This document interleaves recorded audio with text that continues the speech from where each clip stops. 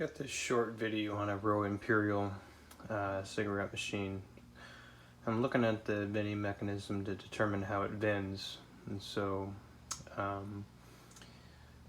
just trying to figure out some of the variables with how it could vend. So it's looking like we've got the main coin mechanism in the machine, and right now the rejector, which is this top component, isn't working right. So I want to take the coin mech out to see if I can get it to vend without it in there. When I remove the rejector, it should allow me a coin block at the bottom where the coin would pass through the rejector and go into the block. So when I take this little thumb screw out and remove the coin mech, it looks like I have a broken spring on this return lever. It looks like the closest place that this spring could hook to would be right on this actuator lever arm, and so I'm assuming that this has tension on it, so when you pull the rod to make a selection, it would spring back and reset the coin block in order to push the coin down into the coin box. When I manipulate this lever goes only so far, and when I manipulate it, it's moving this piece back and forth, so it's moving this lever right here.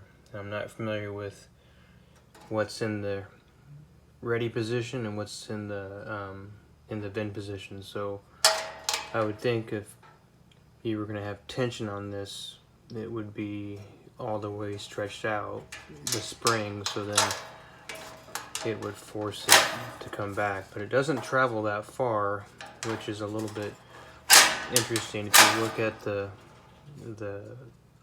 cutout on the back, it looks like it can move relatively far across and slide. So when I look at the machine, we've got 8 pull rods. So we start with the smallest rod on the right, which is going to be the coin return. So if you were to put coins into the rejector and they were bent, or they were not valid, or they didn't for some reason want to be accepted by the coin mechanism, then you would pull this rod and that would allow you to get your money back. And then you see that you have 6 rods going across, which you have 6 selections for. You have 6 selections for the vendor. So if you look at each column has a platform where the pack of cigarettes would go in this column, and I'm assuming that that would be like in today's product, probably like a soft pack, something real small, if they even have them anymore. But if you look at this, each column is the same. If you look at this, you've got this platform where this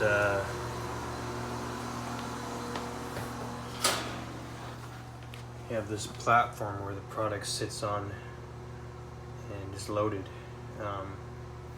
There's looks like a guide on the back that is for each column, so I'll have to make some of those. But so we have 6 columns. We have 1, 2, 3, 4, 5, 6, and then this last column was 1 cent, and that was for matches. So when I put 1 cent in and drop that down the chute, I believe that is still working. So the 1 cent, that was for boxes of matches, and that's working. But looking at these columns, it looks like there's a lever that somehow engages, and then somehow this knob has to pull from this ratchet from the very back to the very forward in order to advance the product forward on this little platform for it to drop down. I'm assuming that when that slanted bracket is to help slide the product from front to back, so it actually would slide down this delivery tray and then go down and then slide down into here. So this is the delivery chute down here. Now looking back at the coin mechanism, I've got it removed and it's looking like, again, we have this spring that's bent, or broken rather. And so I'm gonna have to find something that's approximately the length of this, or see if I can bend one loop in that, but I think it's gonna be too tight. So looking at the denomination of coin that need, or the amount of coins that need to go in, it says it's 15 cents. So when I look at the coin block, this is with the rejector and the coin mechanism removed. This is the bottom part where the coins would pass through. I'm really not sure. It looks like we have a couple slots that are right here. When I put a nickel in, that one wants to stay in there. But when I drop a dime in this column, it wants to fall. Oh, there it goes. It actually has stayed in there this time.